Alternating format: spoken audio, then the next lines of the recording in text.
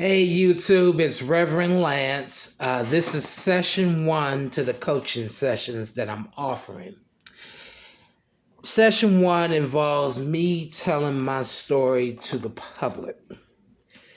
In 1992, on January 31st, my grandmother, Annie Medea Turner, passed away. Everyone used to call her Medea. I wasn't able to have a full relationship with her because I barely remember her. But I learned that she had died of food poisoning. She believed she ate some bad cabbage. Anyway, um, ever since my grandmother passed away, everything in the family was chaotic for me.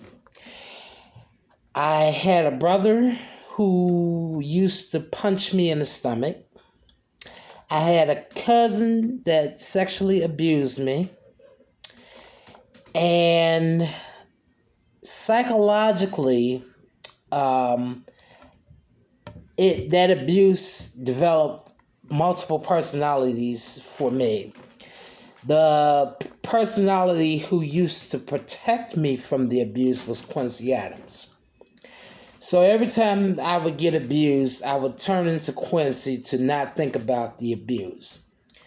Going forward, after years after the abuse, I used to repress it, used to try to forget the abuse, and I didn't even want to think about it. So I put it in the back of my mind, but I kept getting flashes of the abuse every time certain things triggered. In high school, I was confused about my sexuality.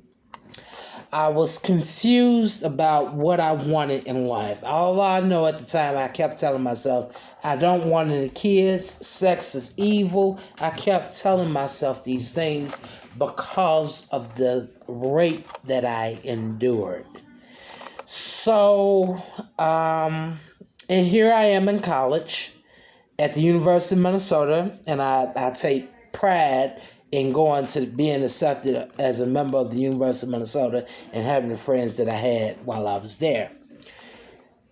A friend of mine's, I call her Coco, she told me her story about being sexually abused by her sister, and that was what led to her being homophobic.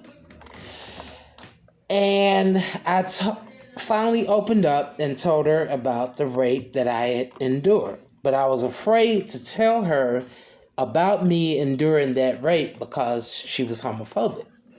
But I learned why she was homophobic. So to this day, we are still best friends.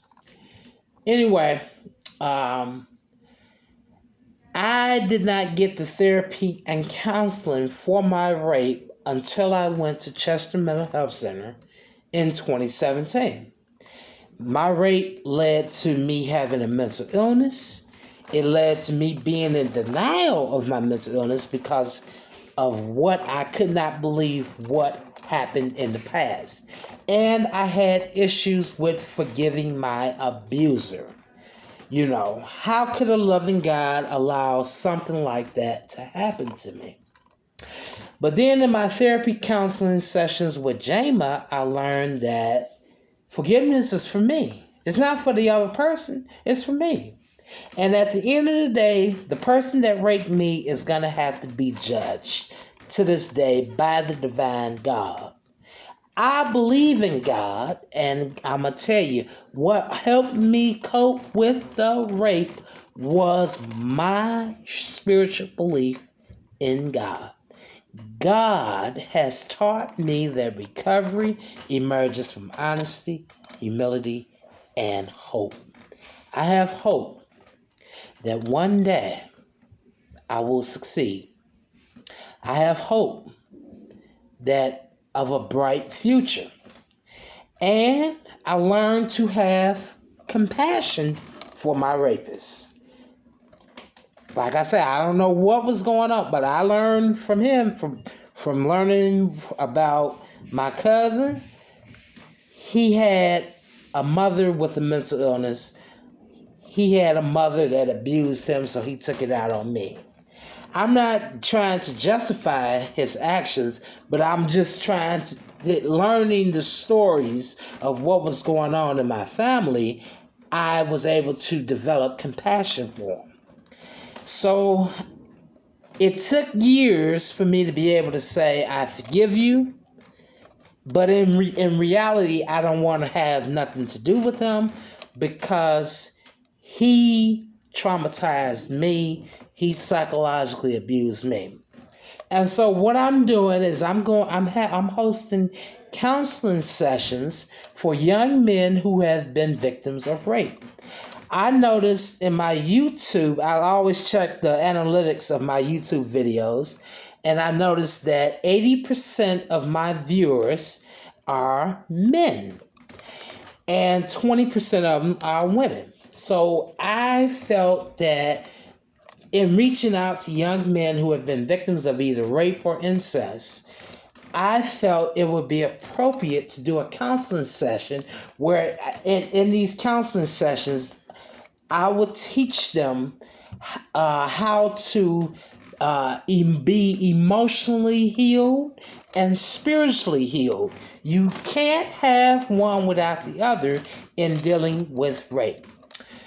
I will be charging $100,000 a year for my services. You can either do a contract for $100,000, and that'd be the fee you pay for that year, or you can do $10,000 a month, whichever one you choose.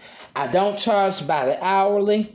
I learned from my mentor, Cy Blackburn, that it causes all kinds of chaos and problems charging by the hour. But I'm willing to offer my services, and in return, I'm willing to mentor and hire mentors who can help make my business grow. I thank you for listening to me, and this is my story.